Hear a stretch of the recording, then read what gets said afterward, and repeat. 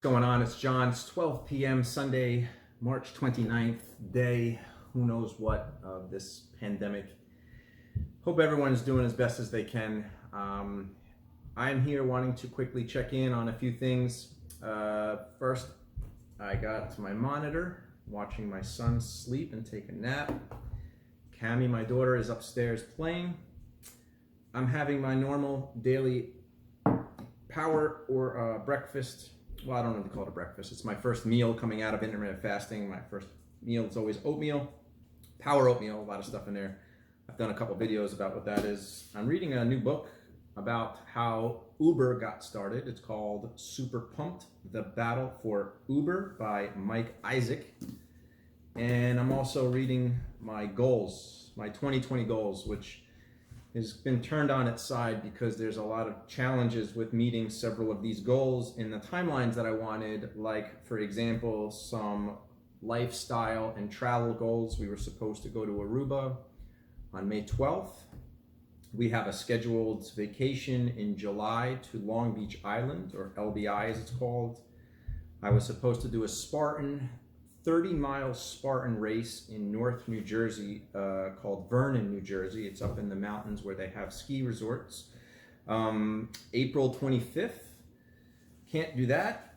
Certain goals I wanted to do with my wife and my daughter, how many times we wanted to go to church. My finances are a bit interesting in terms of the downturn in my 401k plan and some of my investments and so on. So I wanted to check in because it's a very interesting time, and I wanted to capture this or chronicle this moment with my life here because what I've learned in the last 2 weeks, virtually being quarantined to our home, is that you start to really see the human nature come out more when times are tough and when there's really no alternative. I've heard about many successful people who said that the trajectory of how they started to be successful was born out of immense struggle, whether that struggle was losing their parents, or not having any money growing up, or being an immigrant and seeing how hard their parents work.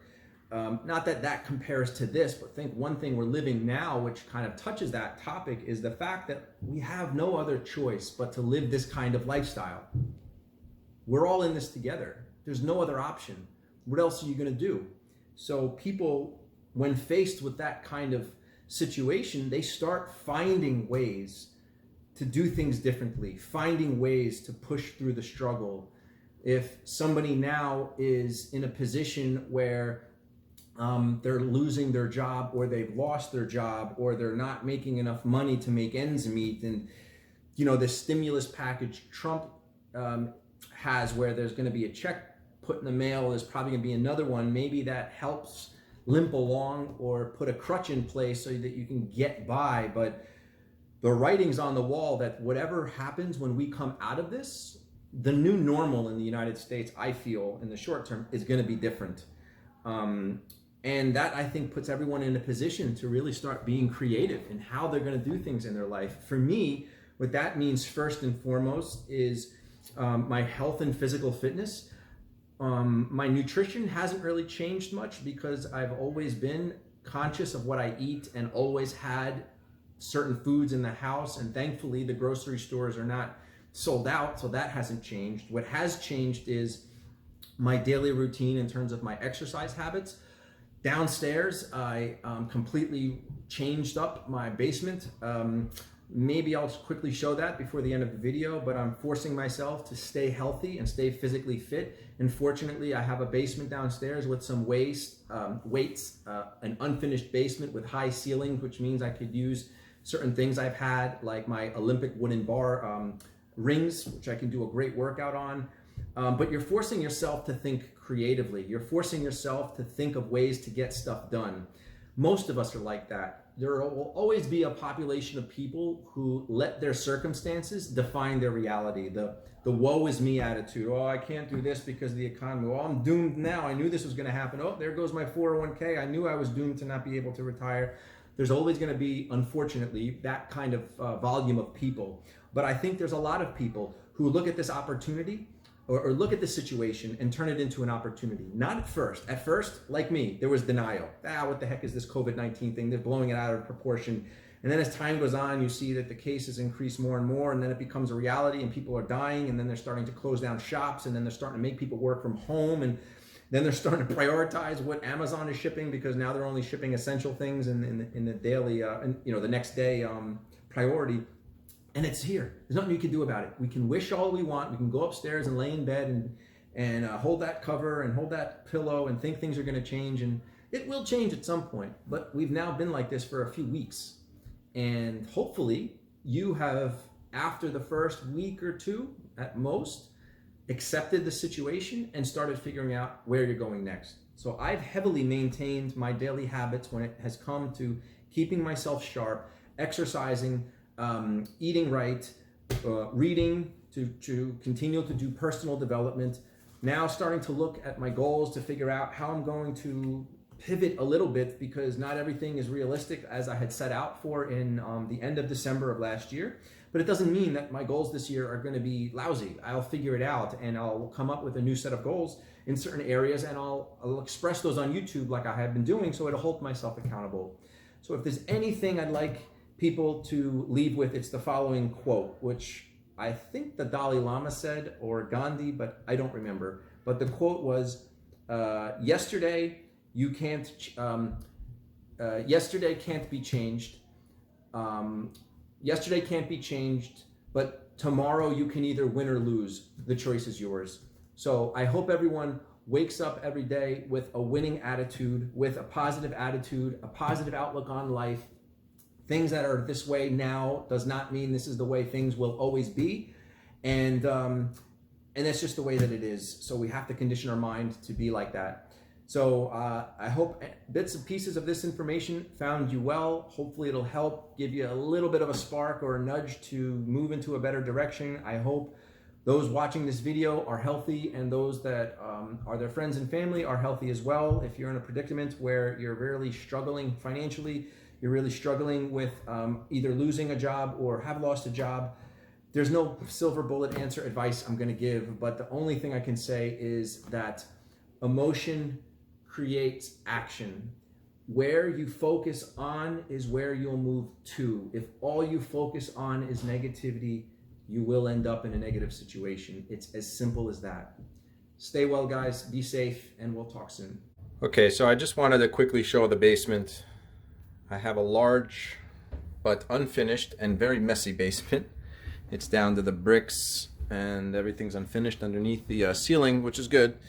But it's about 1,000 square feet. It's just so messy. When we moved about we moved in November 2018. It's just boxes and crap everywhere. Normal of a basement, I guess, to some extent. A lot of empty boxes and crap.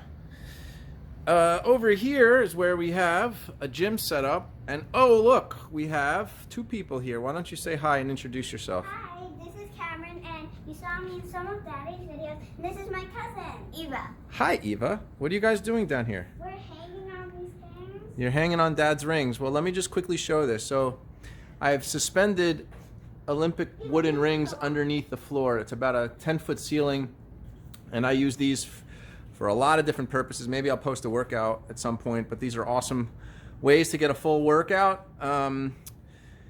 So I do a lot with that. I've got push-up bars here. I've got wireless stereo systems here. This is just connected to a Bluetooth. Got a jump rope. I've got dip bars with a weight, with a chain that I could do weighted dips on.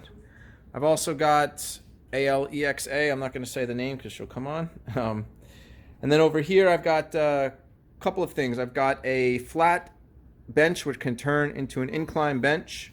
I've got a decent amount of barbells. The highest though is 65. At the gym I was doing flat bench 120-pound dumbbells for 3 or 4 times, so quite a big difference there, but it's nothing I could do. Do have a decent amount of weights. I think if I added up all the weights, I'd have well over 300 pounds. So that's pretty cool. I have a system here, which is a flat bench. I could use it for lat pull downs, for tricep extensions. You see I could put weights on the side. I've got another fixed flat bench. I have a machine to do dips and leg extensions. Not dips, sorry, squats and leg extensions. Here I have 2 different barbells to do bicep curls and a hammer curl. I gotta get this thing hung up. This is a punching bag, and I've got hanging on it boxing gloves. And then down here where I'm, doing shoulder presses and deadlifts, another, I think the bar is probably only 10 pounds. So this is the setup. You see the view here, again, from that open space where I'll do jump rope and working on the rings to here where I'll supplement that with other things. I'd say it's a good way in some exercises to keep status quo. Other exercises like biceps, I can get a really good workout with weights here because I got some pretty heavy weights. And shoulders, I can do decent with some shoulder presses. It's just the bench press, the dumbbell press. It's just I don't have enough weights to do like I did before. But I can tell you this, these wooden rings are awesome. I actually do like the TRX suspension system better. For a number of reasons, but I don't have them, and this is better than not having anything at all. So, all right, girls, why don't you say goodbye? Bye, everybody. All right.